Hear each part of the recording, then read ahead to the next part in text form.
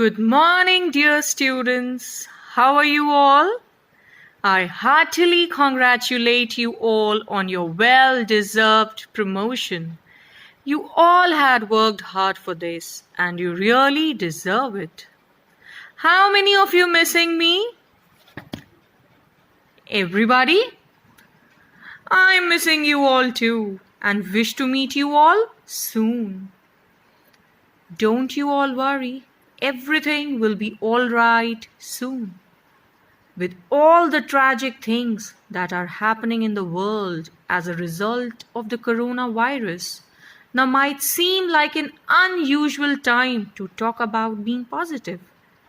But students, yet staying positive is a core ingredient in the recipe of successful coping in a crisis. Do you all agree or not? So students, be positive. We'll overcome all these problematic situations very soon. Students, respected principal ma'am, the management and we teachers are really working hard so that you don't miss up on your lessons. So today I'm going to start a poem in English literature which is Problem Solving, and it is written by George Ansel. How many of you have never faced any sort of problem or any sort of difficulty in life? Is there anyone? No. That means you all have been through difficult and tough times in your life, isn't it? This poem explains that it is important to be confident, clever, and independent, and to have problem-solving abilities so that small as well as big problems can be handled in life. We should never give up easily. We should always try to win over such situations, isn't it? So, here is the poem Problem Solving by George Ansel. Students, can you see these two pictures? First one, the leaking roof, and the second one is of the leaking pipe. Is it visible, students? So, what do you suggest? Which is a better option?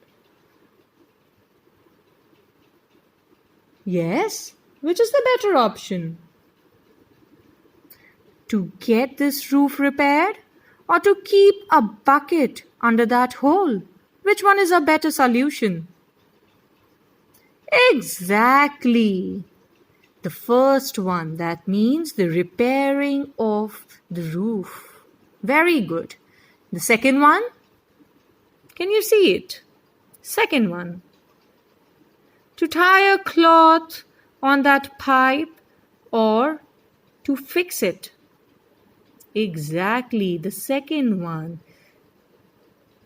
So, let me start with the poem.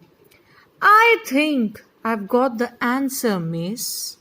The answer is 41. The answer is nothing like it, Jack, but just show me what you've done. I've nothing here to show you, miss. I did it in my head. In that case, Jack, next time, please use the abacus instead. I think I found the trouble, miss. The answer is 53. I'm sorry, Jack. It's nothing like. Come here and copy me. The next day, Jack was talking with his dad and with his mum. So, Jack, they said, did you find out the answer to that sum? I did, said Jack, although I couldn't do it in my head. I found a way to get Miss Clark to work it out instead. What do you get to see in the picture, students? Very good. A classroom scene. A teacher is teaching to the students, and it is their maths period. In the first stanza, what is the teacher telling? The teacher is asking Jack to show what has he done, and he is guessing the answer to the problem sum. He says, "Miss, the answer to this sum is 41." But the teacher tells that this answer is wrong and show me what you have done.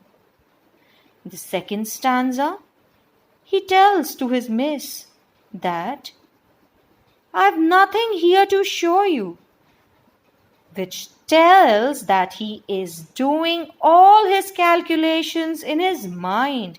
He has written nothing on the paper. In that case, Jack, next time please use the abacus instead. The teacher tells Jack to use the abacus to perform the calculations. In the third stanza, I think I found the trouble, miss. The answer is 53. He is continuously guessing the answers. First guess was 41, and now he's ready with the second guess, which is 53. I am sorry, Jack, the teacher says. It's nothing like. Come here and copy me. Which shows that this boy Jack is really lazy. He is not ready to work with the help of abacus. He is continuously speaking the answers by performing calculations in his mind. The next day, Jack was talking with his dad and with his mum. So Jack, they said, did you find out the answer to that sum? Jack's parents knew that he had a problem solving a sum, but they did not solve the sum for him because they wanted him to be an independent child. I did, said Jack, although I couldn't do it in my head. I found a way to get Miss Clark to work it out instead. Then he tells to his parents that now I found the solution to this problem. Now I'll use abacus to perform such calculations. I'll not do it in my mind. Instead, I'll use abacus. I hope it is clear to one and all students. So, what did you get to learn today?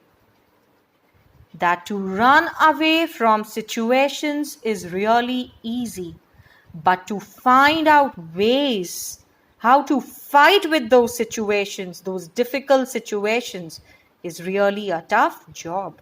So always find out solutions to those problems, to difficult situations in your life. Never try to run away from such difficult situations. Never give up easily. Fight till the end. Thank you so much. Have a good day and go through the poem well. Bye-bye. We'll meet in the next class tomorrow.